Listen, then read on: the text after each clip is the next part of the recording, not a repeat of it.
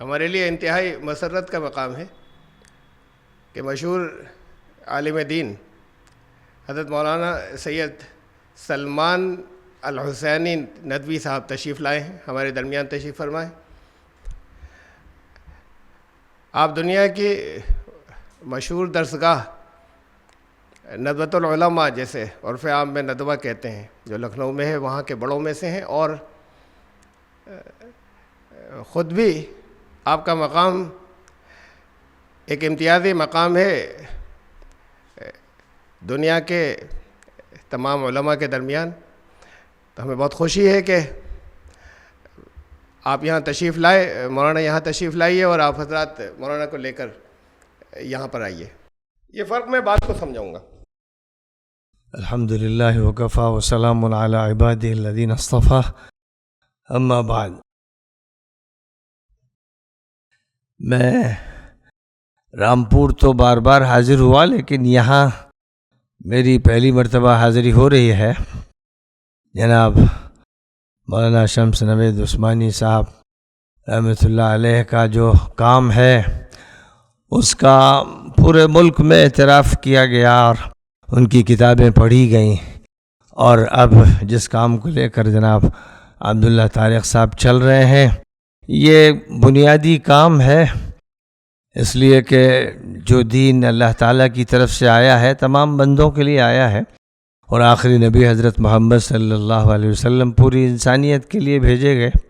قرآن سب کا ہے، شریعت سب کی ہے، لیکن افسوسناک بات یہ ہے کہ مسلمانوں نے دین کو محدود کر لیا، اور اس کے دائرے کی جو وسعت تھی وہ باقی نہیں رہ گئی، جس سے بہت بڑا نقصان ہوا، اور اسلام کی تصویر بگڑتی چلی گئی، اور غلط فہمیاں زیادہ سے زیادہ ہوتی چلی گئیں۔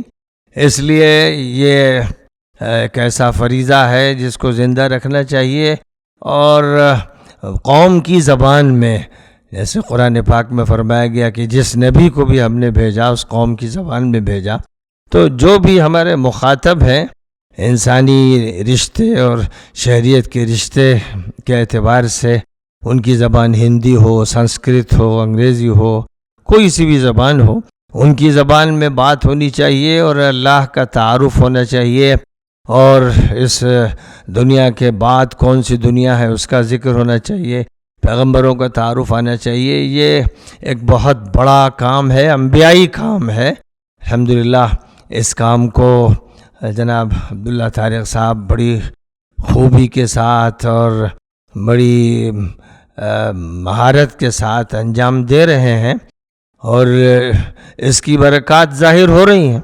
جہاں پر بھی اس کا تعارف ہوتا ہے تو فطرت اس پر لبیک کہتی ہے، ضمیر اس کا ساتھ دیتا ہے، اور انسان خود اپنی دریافت کرتا ہے۔ اس لیے ضروری ہے کہ انسانوں تک اس حقیقت کو پہنچایا جائے، اور ان کے رب اور مالک و پروردگار سے ان کا تعارف کرایا جائے۔ یا یہ جو پروگرام ہو رہا ہے قرآن پاک کے تناظر میں ہو رہا ہے، قرآن سمجھایا جا رہا ہے، اور قرآن سب کے لیے ہے۔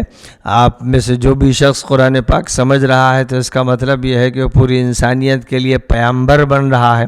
اس کی ذمہ داری ہوتی ہے کہ اس پیام قرآنی کو تمام انسانوں تک پہنچائے، سیکھنا ہے، سمجھنا ہے، دوسروں تک پہنچانا ہے۔ یہ عمل مسلسل جاری و ساری رہنا چاہیے، اور اس قدر اس کو آسان کر دینا چاہیے کہ چلتے پھرتے، اٹھتے بیٹھتے، بسوں پر، ریلوں پر، جہازوں پر، اسٹیشنوں پر، جہاں جہاں بھی جتنے بھی انسانوں سے ملاقات ہو، ان سے بات کہی جائے جو ان کی بات ہے اور ان کے پروردگار کی بات ہے۔ تو اس اعتبار سے میں سمجھتا ہوں کہ یہ ایک دین کا بڑا بنیادی کام ہے، اور اصلاً انبیائی کام ہے۔ انبیاء کرام اسی کے لیے مبعوث کیے گئے تھے، اور آخری نبی کی بعثت تو خاص طور پر پوری انسانیت کے لیے ہوئی تھی، اور اس امت کو ان کی نیابت عطا کی گئی ہے۔ اس لیے اس امت کو چاہیے کہ وہ اسی نقطہ نظر سے کام کرے۔ بہرحال آپ کو میں نے دارالعلوم ندوۃ العلماء بھی دعوت دی تھی، وہاں آپ کا ایک لیکچر ہوا تھا، اور پھر ملیح آباد میں جامعہ سید احمد شہید بھی تشریف لے گئے، وہاں پر بھی آپ نے خطاب فرمایا۔ اور میں چاہتا ہوں کہ کام کو اور زیادہ منظم کیا جائے، وسیع کیا جائے.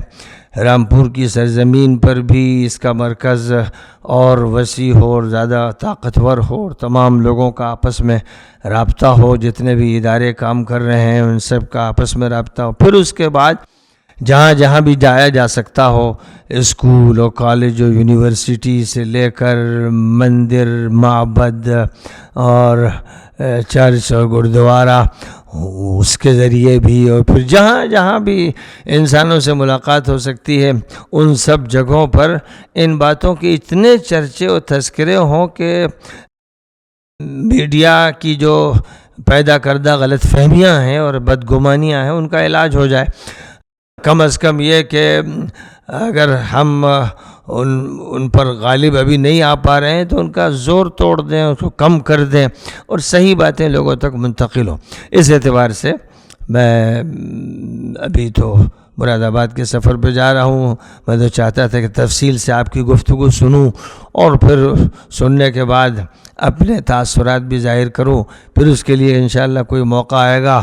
اور میں نے یہ بھی درخواست کی تھی کہ جا بجا کیمپس لگنے چاہیے، ورکشاپس ہونی چاہیے، مدارس کے کیمپس میں بھی طلباء کو جو فارغ ہو رہے ہیں تیار کرنا چاہیے، زبان سکھا کر بھی اور معلومات دے کر بھی کہ پھر ان سے کام لیا جائے، ہر میدان میں اس کام کو آگے بڑھایا جائے. بس انہی چند باتوں پر اس وقت اکتفا کرتا ہوں. آپ کا شکریہ ادا کرتا ہوں اور آپ سب حضرات کا بھی شکر گزار ہوں کہ آپ سے ملاقات ہوئی اور آپ نے توجہ فرمائی. وآخر دعوانا ان الحمدللہ رب العالمین. جی بہت ایک پلیزنٹ سرپرائز ہے، ایک اچانک حضرت مولانا یہاں پر تشریف لائے اور آپ کے لیے بھی بہت قیمتی، بہت کم الفاظ کے اندر تو جب کہنا چاہتے ہیں جو علم والے ہیں تو وہ کم دریا کو کوزے میں، سمندر کو کوزے میں بند کر دیتے ہیں. تو اسے اچانک آپ کو ایک نعمت ملی ہے تو اس کی قدر کیجیے گا اور اسے رکھیے گا سنبھال کر.